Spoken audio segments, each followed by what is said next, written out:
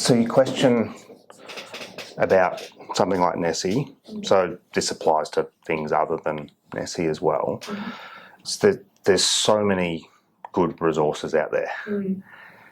I don't really believe in programs, so to speak, so you'll hear people say, oh, this one's better than that one, or, I like this one. There's no such thing as a good program. There's good teachers or good trainers, but there's no such thing as there is such a thing as a good program, but there's no such thing as a perfect program, and programs don't teach. Trainers do, or teachers do. So something like Nessie, it's a really good set of resources. But those resources don't teach. You do.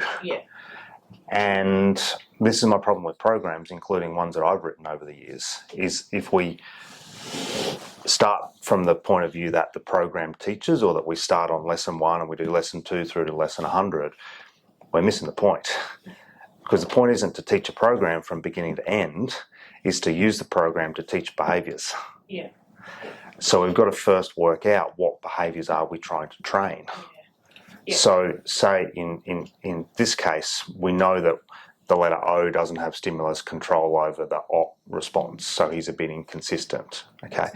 So there's any number of teaching resources that will help you teach that. Yep, Nessie's got some, but there's also literally hundreds of others.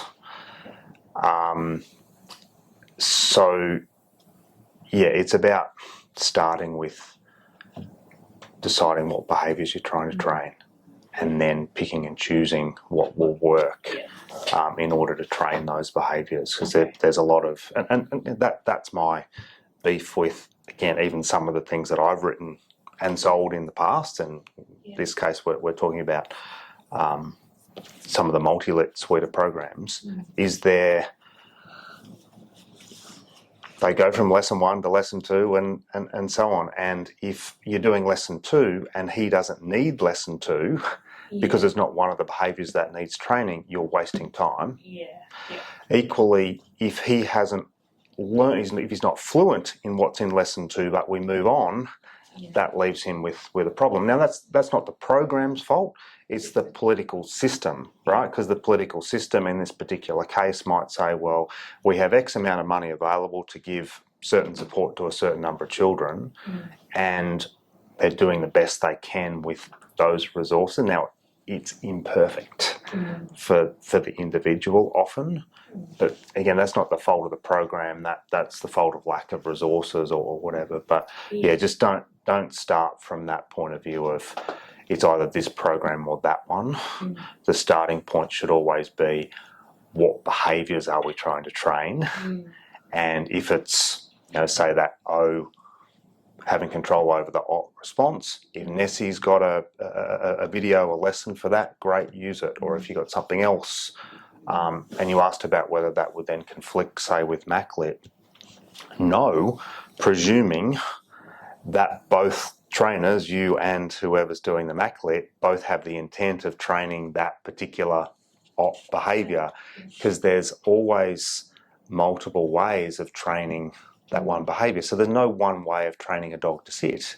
So some people will hold the treat over their head, lift their head up, but their bum goes down. Other people will put pressure on the bum. Other trainers will say never lure them. Other people will say never put pressure on the bum. There's lots of, some people will say use a clicker. Other people will say don't use a clicker to mark the behaviour. There's lots of different ways of doing it. Ultimately, the proof's in the pudding. It's whether that particular strategy or resource leads to the behaviour becoming fluent. Does that make sense?